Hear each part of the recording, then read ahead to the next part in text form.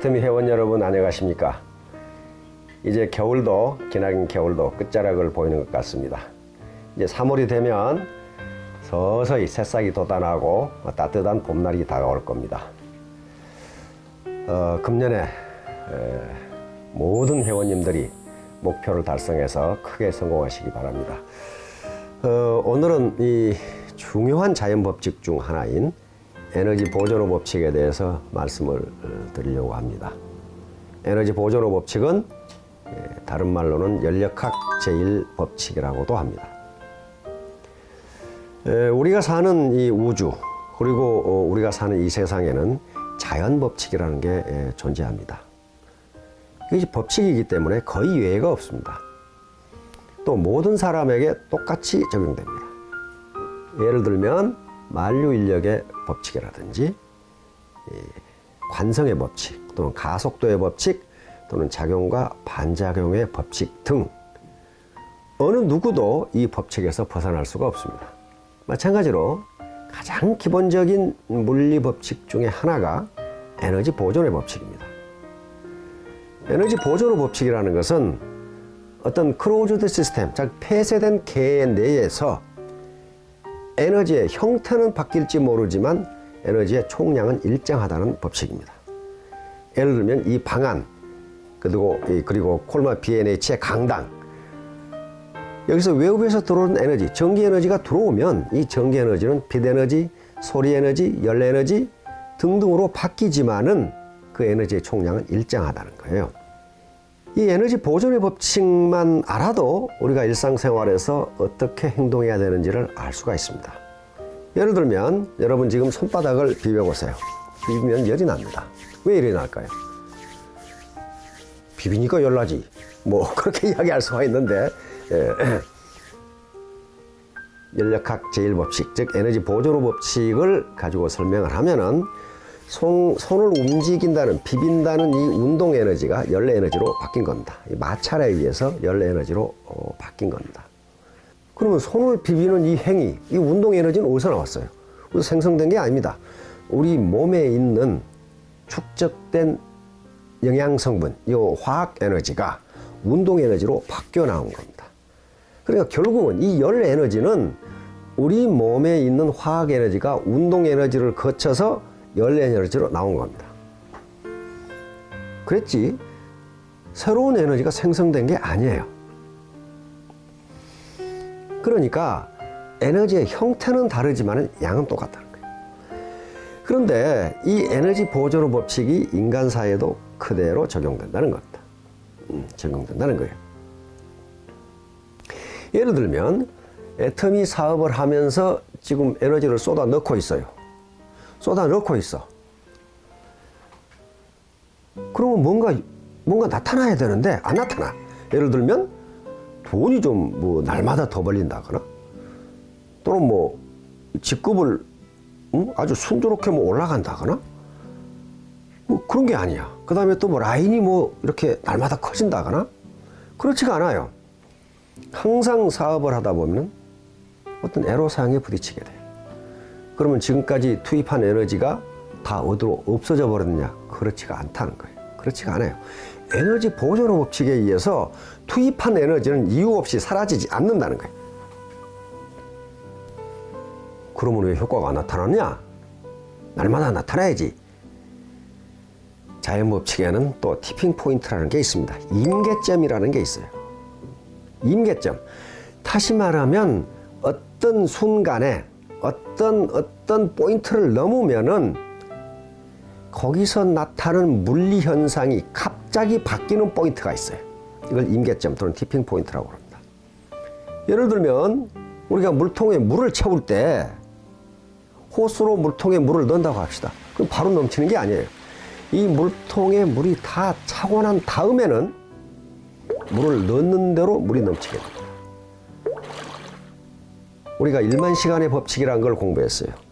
즉 어떤 분야에서 특출한 효과를 내기 위해서는, 뛰어난 효과를 내기 위해서는 적어도 1만 시간 이상의 몰입이 있어야 가능하다는 거예요. 이것은 마치 물이 100도에서 끓는데 99도까지는 끓지가 않아요. 100도라는 게 바로 임계점이고 티핑 포인트예요. 100도가 되면은 그때부터 나타나는 물리 현상은 그 전에 나타나는 물리 현상과는 전혀 달라요. 예를 들면 물은 0도에서 오는데요. 0도가 되기 전에 물이 1도에서는 액체 상태로 있지만은 0도가 되면은 0도 이하에서는 고체가 돼버려요. 전혀 다른 물리 현상이 나타나요. 이걸 예측할 수가 없어요. 따라서 지금 내가 이렇게 힘들게 밤잠을 설쳐가면서 일을 하는데도 왜 효과가 없을까? 그것은 아직 임계점 또는 티핑 포인트에 다다르지 못했다는 것을 나타냅니다. 일단 그 지점에 올라가면은 임계점을 넘게 되면은 폭발적인 물리 현상이 나타나게 됩니다. 이게 자연 법칙이에요. 그 다음에 뉴턴의 제3법칙이 작용과 반작용의 법칙이라는 게 있어요. 이것도 에너지 보존의 법칙으로 설명할 수가 있습니다. 작용이라는 것은 A와 B가 물체 A와 B가 있는 경우 A가 B에 가하는 힘을 작용이라 한다면 그 작용을 받고 B가 A에 가하는 힘을 반작용이라 합니다. 농부가 밭에 씨를 뿌려서 수확을 거두는 것도 곡물을 거두는 것도 작용과 반작용의 법칙입니다. 밭이 아무리 그대로 놓여 있어도 거기에 씨를 뿌리고 거름을 주고 가꾸지 않으면 밭은 절대로 그 반작용으로 곡물, 수확을 주지 않습니다. 그 농부가 열심히 하면 할수록, 다시 말하면 작용이 많을수록 반작용량도 커져요.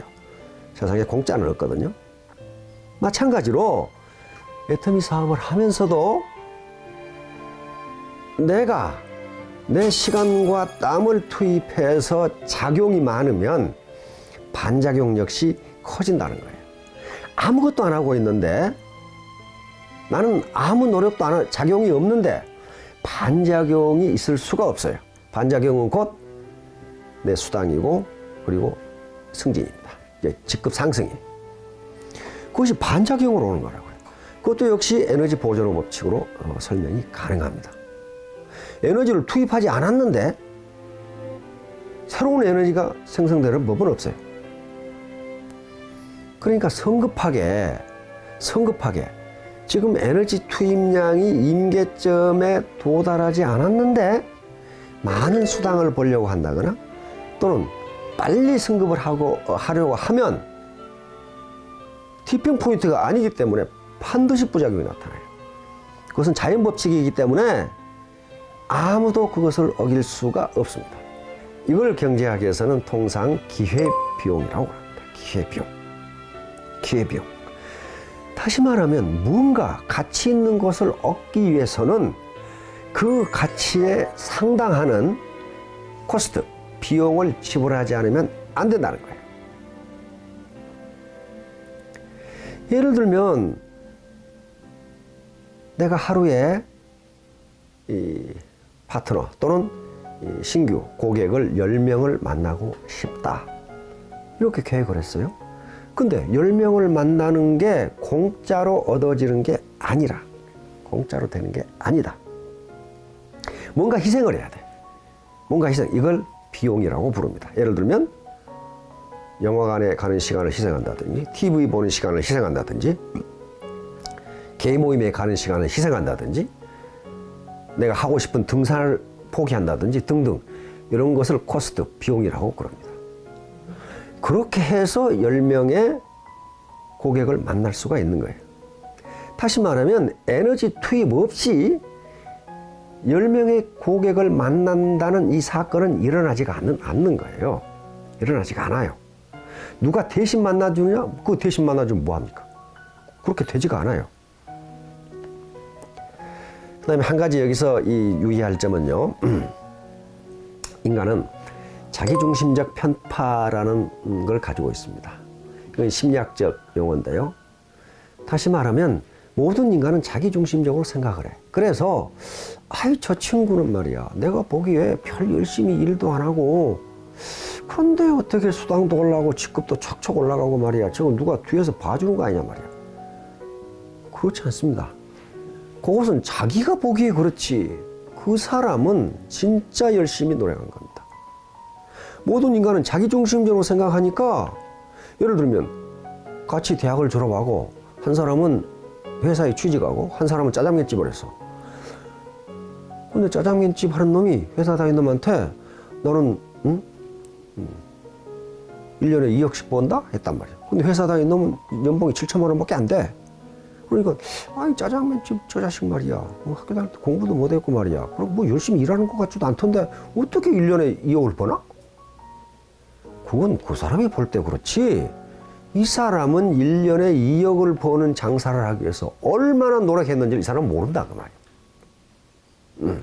그러니까 다른 사람이 수당이 빨리 올라간다, 직급이 빨리 올라간다, 그걸 자기중심으로 판단하지 마세요. 그 사람은 틀림없이 그렇게 될 만큼 에너지를 투입했을 거예요. 몰라서 그래요. 나무떡이 커 보인다고? 저런 거 맨날 노는 것 같은데 척척 직급도 잘 올라가고 수당도 척척 올라가고 리더스 클럽도 들어가고 로얄도 들어가고, 그것은 그 사람이 모르는 사이에 그 정도 에너지를 투입했다는 걸 나타내는 것이지, 결코 무슨 운이 좋다거나 또 회사에서 봐줬다거나 그 위에 스폰서가 대단히 무슨 후원을 해줬다거나 그런 거하고 관계없어요. 그건 모두 자신의 책임입니다. 자, 애터미 회원 여러분, 이제 추운 겨울이 다가고 춘3월이 다가왔습니다. 생동하는 대지와 함께 회원 여러분들의 이 사업도 크게 번창하시기를 바랍니다. 감사합니다.